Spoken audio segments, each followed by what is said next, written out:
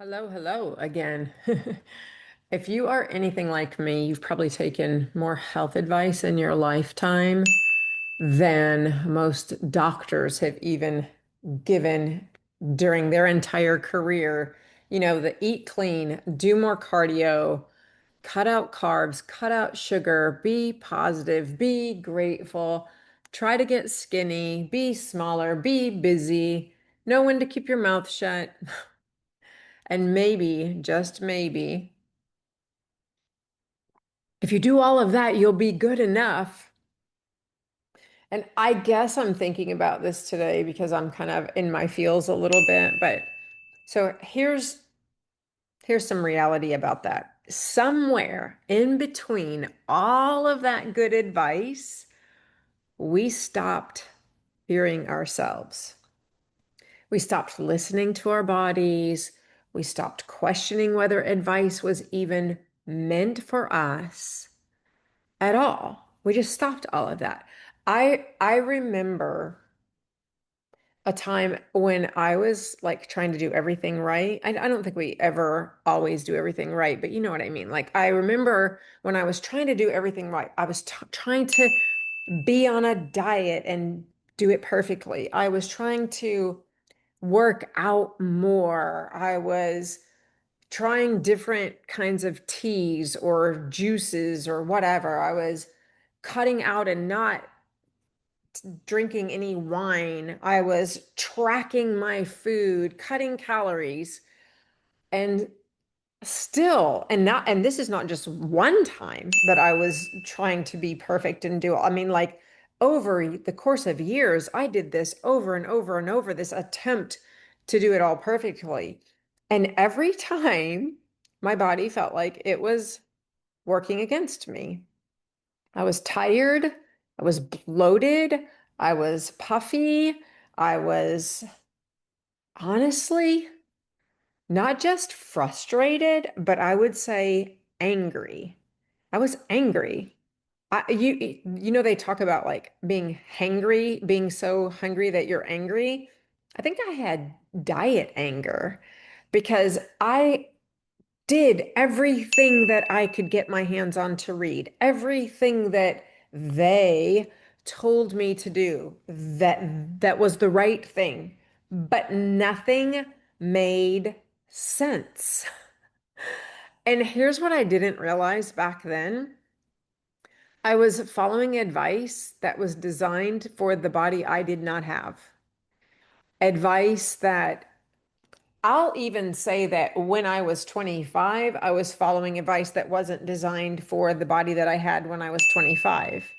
And I won't go on that tangent today in this episode, but definitely in the later years, like in my later 30s and 40s, early 40s, when I tried to do that, I was following advice that might have worked for 25-year-old bodies, but wasn't working for my 37, 38, 40-year-old body. Not when my hormones had shifted.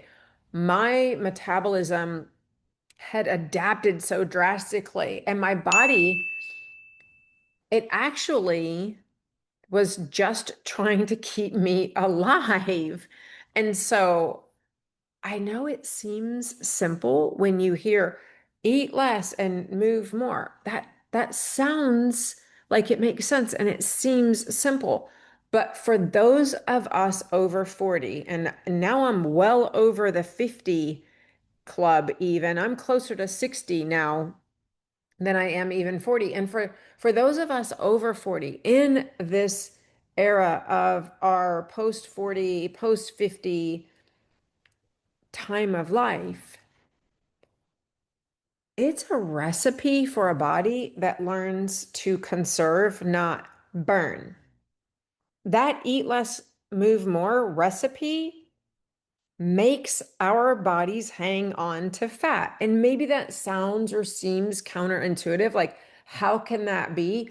But it is the truth. The body is smart. It's not broken. It is responding to the restriction. that we impose on it. It is responding to the internal stress that the restriction creates. It's responding to the external stress of the lives that we're living. And it's definitely responding to, if we think we're being so disciplined, it's responding to what we call discipline. And that's the part that most women just don't realize. And it's not our fault that we don't realize it. Nobody really teaches us this. For decades, we've been trained to be good, to be good at work, to be good at dieting, to be good at self-control.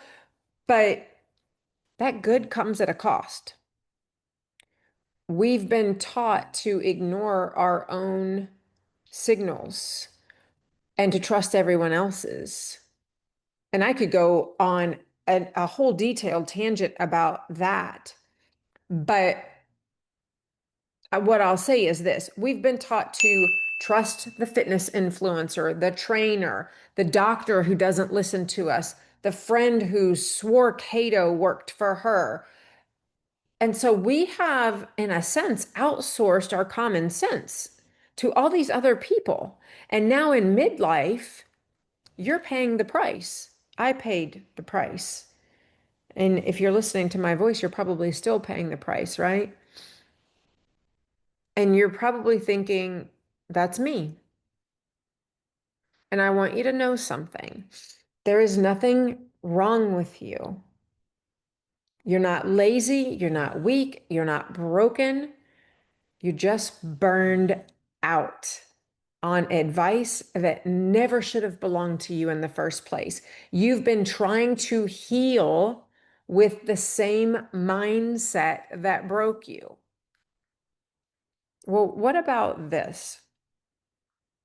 Bear with me here for a second. What if you stopped following that advice and you started following evidence? I don't mean the trendy kind either. I mean your evidence. I mean your energy levels, your digestion, your sleep, your mental load, your cycle, if you're still having them. What if you started following the evidence, the data that your body has been sending you every single day? What if you questioned all the shoulds that are running around in your life and you asked, does this actually serve me? Or am I just going along to get along because I've been conditioned to do that? You see, if you did that, if you started following the evidence, what you'd find is that you'd stop seeing your body as a project to fix, and you'd start seeing it as a relationship to repair, truly. And the healing, that's where it starts. Not in the next diet, not in the next clean eating challenge, but in the next question that you dare to ask. So before you swallow another piece of good advice that some influencer is putting out on Instagram, ask yourself this: is this helping me to trust my body, or is it teaching me to doubt it?